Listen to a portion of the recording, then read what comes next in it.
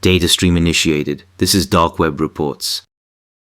Tonight's report was found on a Darkweb forum posted by username static_void67, the slaughter on Main Street. Content warning. The following report contains graphic descriptions of extreme violence. Enjoy the video.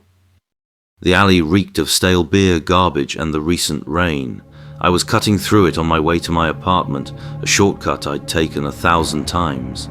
The city lights were a smear of yellow and red against the low cloud cover, and the only sound was the distant wail of a siren and the scuttling of rats in the dark. That's when I saw the first one. A body slumped against the brick wall, a dark stain spreading on their shirt. My heart seized in my chest. I took a step back, my eyes fixed on the man. His eyes were wide and frozen in an expression of pure, unadulterated horror. But it was what was in them that made my stomach turn.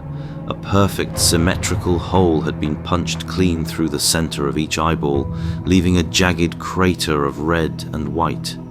A wet, slurping sound came from the end of the alley. I froze.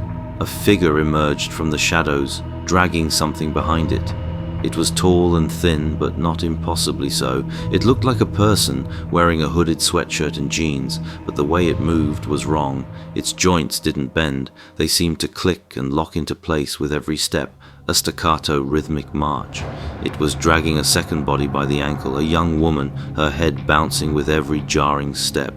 It reached the first body and knelt down with a sickening crack of bones. The figure reached into the woman's face, its hand covered in a black, glistening substance. With a sound like a wet suction cup, it peeled back her skin from her jawline, exposing the glistening muscle and white bone beneath. It wasn't just pulling the skin off, it was detaching the entire jaw and tearing it away. A low, gurgling sound escaped the victim's throat, and I knew she was still alive. I watched, frozen in place, as the creature tossed the woman's mangled jaw aside like a piece of refuse. It then placed its head against the man's torn-out eye sockets and began to suck, a loud, grotesque slurp that echoed in the small space. I could hear the wet, sucking sound of its work and the frantic, dying gurgle of the woman's throat as it tore into her. The smell of copper and rot filled the air. I couldn't run. My legs were a pair of statues. The figure stood up, its head still shrouded in the hood, and I saw what it was holding in its other hand. It was the man's tongue, a long, fleshy worm of muscle, which it methodically folded and placed into a small black satchel. The creature turned its head slowly, its hood shifting just enough for me to see the glistening, scaly surface of its face. Two unsettling yellow eyes like chips of amber stared out from within the deep-set sockets, and a thin, lipless mouth filled with rows of razor-sharp teeth stretched into a menacing grin. Then, with a sickening crack, it lifted its head and mimicked a human laugh. A high-pitched, childish giggle, followed by a deeper, rasping cackle, then a desperate, choking sob. I recognized the sounds. They were the voices of the people it had just killed, now weaponized, a demented symphony of stolen humanity.